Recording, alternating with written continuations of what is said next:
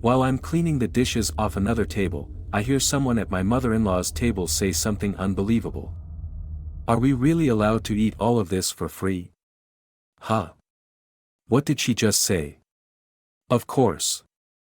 My son's wife runs this place, so you can eat as much as you want. Oh, the wine bottle is empty. Honey, Angela, bring us another bottle of wine. I head straight towards the table where she sits.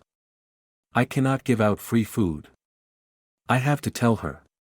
My name is Angela, and I'm a 35-year-old chef. I recently opened my own restaurant. After graduating from culinary school, I trained at various restaurants and finally made my dream come true. However, this is not the goal.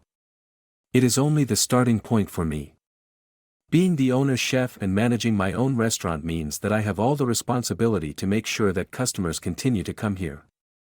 In any case, I'm thrilled to be able to finally open my own place. I'm going to put my all into it. That was what I thought. An opening party for the restaurant? Yes, that's right. You should be grateful, you know. I'm going to call many of my friends for you. Okay, thank you. When you said many, how many exactly? Maybe 30, including myself. 30. If there are going to be so many, you'll have to reserve the whole place. Of course. That would be fun. We'll have a big celebration. I'll even let you know the date. Okay. This sudden call from Susan, my mother-in-law. I should be grateful for a reservation of 30 people, but the problem is that the call is from Susan. She loves all things luxuries, but never tries to pay things herself. That's why she comes to our house often to have dinner with us. She wants to eat for free. When I just got married to my husband Bob, Susan invited me to go shopping with her. I was thrilled for the invite, because I thought this is my chance to become close to my mother-in-law. Oh, this bag is so cute. What do you think? Do you like it? Yes, I think it looks great on you. You think so? I'll have to buy it then. Oh my, I've forgotten my purse. Angela, can you lend me some money? I'll pay you back later. Please, this bag might be sold out next time we're here.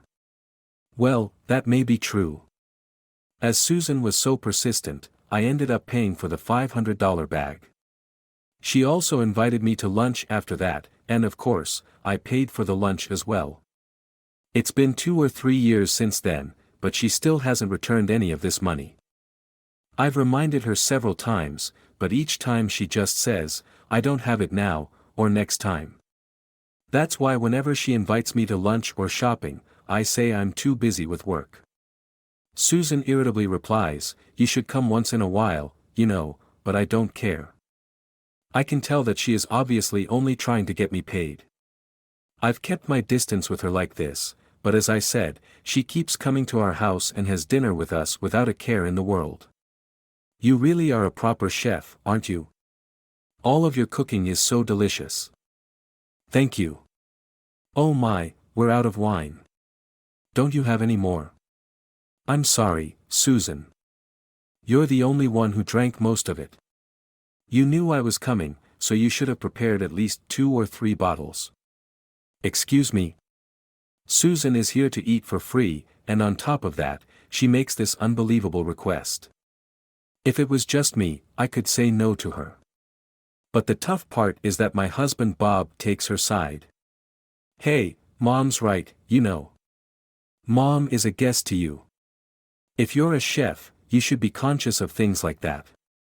Go and buy some more wine right now. I had no idea where he is coming from. Of course, I stand up to them when necessary, but when it feels like too much work, I gave in to get by. I used to think Bob was so great. We met on a blind date.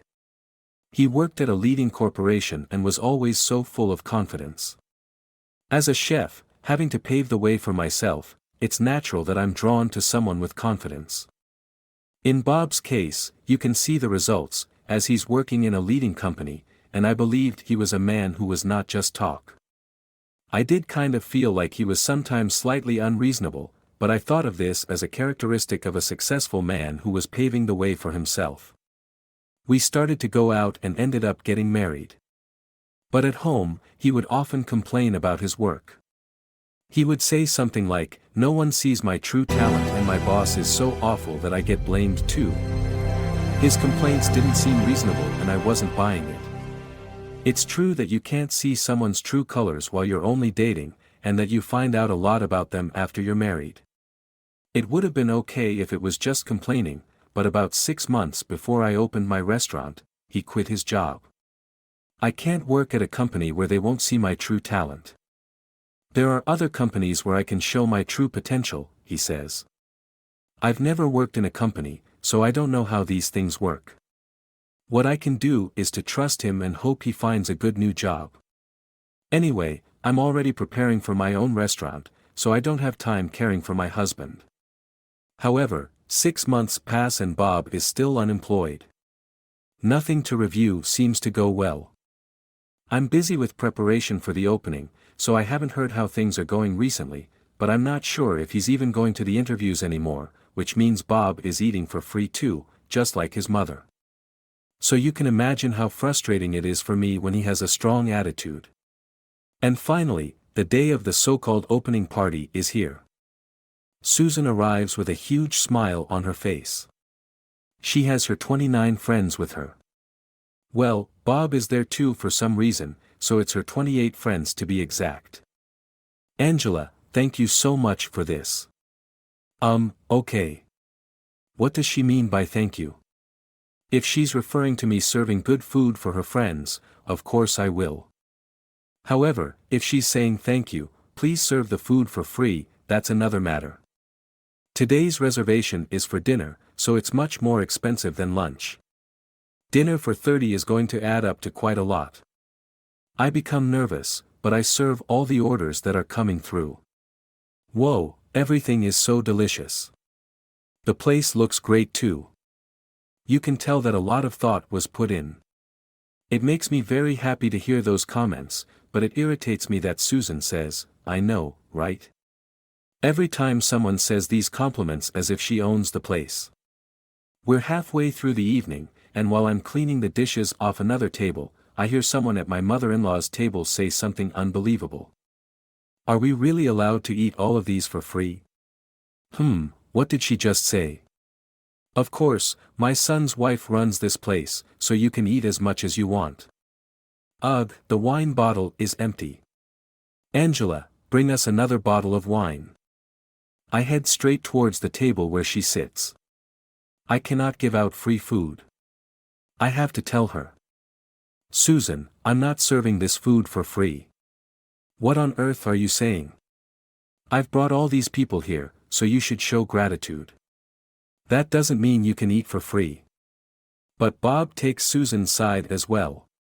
"Hey, would you stop trying to embarrass my mother? You just listen to her today, okay?" "What do you mean today? Have you forgotten that you owe me? Who was it that covered part of your startup capital? That has nothing to do with this. Anyway, there's still so much food that we've ordered. So hurry up." With this, she sends me back to the kitchen.